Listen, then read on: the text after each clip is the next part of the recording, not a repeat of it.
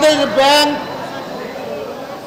ব্যাংকের রং দিচ্ছে, কোনোটা সবুজ, কোনোটা হলুদ, কোনোটা লাল। প্রতিনিয়ত টাকার মূল্য কমে যাচ্ছে।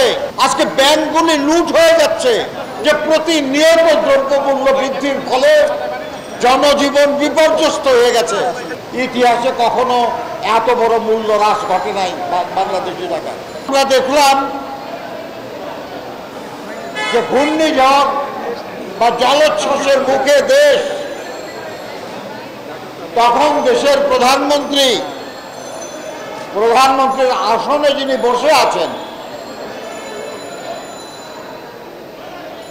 তাকে আমরা বলতে শুনলাম যে এখন আমাদের একমাত্র কাজ হলো একটা খারাপ শব্দ ব্যবহার করে তারেককে দেশে ফিরিয়ে নিয়ে আসা। ভাবুন বন্ধুরা, দেশ যখন দুর্যোগের মুখে, তখন দেশের মানুষকে বাঁচানো প্রধান কাজ না, জনগণের সম্পদ রক্ষা গুরুত্বপূর্ণ কাজ না। আমরা সবাই জানি যে প্রতিনিয়ত দ্রব্যমূল্য বৃদ্ধির ফলে জনজীবন বিপর্যস্ত হয়ে গেছে। জনগণকে দ্রব্যমূল্য বৃদ্ধির এই দুর্ভোগ থেকে বাঁচানো সরকারের প্রধান কাজ না।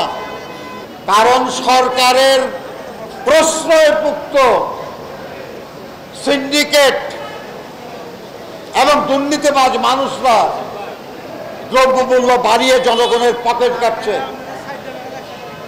এটা সরকারের জন্য সমস্যা না। আপনি অসন্তুষ্ট হবেন, তাদের সরকারের কিচ্ছু আসা যায় না, কারণ আপনার ভোটের কোনো প্রয়োজন নাই তার। আজকে ব্যাংকগুলি লুট হয়ে যাচ্ছে। Cinematic display, photography master, performance expert, NextG N9. Bangladesh ব্যাংকের রং দিচ্ছে, কোনোটা সবুজ, কোনোটা হলুদ, কোনোটা লাল। লুট করে নিয়েছে তার মালিকরা, যাকে তাকে ঋণ দিয়ে ফোকলা করে ফেলেছে ব্যাংকগুলিকে। আর সেই মালিকদের বাঁচানোর জন্য সরকারি ব্যাংকের সঙ্গে কিংবা লাভজনক ব্যাংকের সঙ্গে সেগুলোকে মিলিয়ে দেওয়ার চেষ্টা করছে। প্রতিনিয়ত টাকার মূল্য কমে যাচ্ছে। মাত্র কয়েকদিন আগে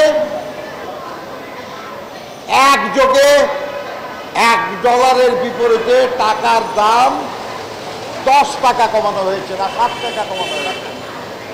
7 টাকা কমানো হয়েছে। ইতিহাসে কখনো এত বড় মূল্য হ্রাস ঘটে নাই বাংলাদেশি টাকা। কিন্তু প্রকৃতপক্ষে 125 টাকা লাগছে এখন একটা ডলার কিনতে।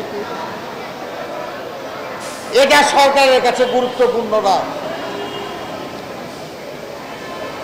আমাদের দেশের, রাষ্ট্রের, বাংলাদেশের ঋণের পরিমাণ হয়ে গেছে $100 বিলিয়নেরও বেশি। 100 বিলিয়ন। আমি অবাক হয়ে যাই যে আওয়ামী লীগ কি করে ভুলে যায় তাদের নিজেদের ইতিহাস। 1969 গণঅভ্যুত্থানের কথা আপনাদের মনে আছে? 1969 গণঅভ্যুত্থানের সময় আওয়ামী লীগের খুব কেউ বড় কোনো নেতা বাইরে ছিল না। সবাইকে পাকিস্তানি সরকার বন্দী করে রেখেছিল।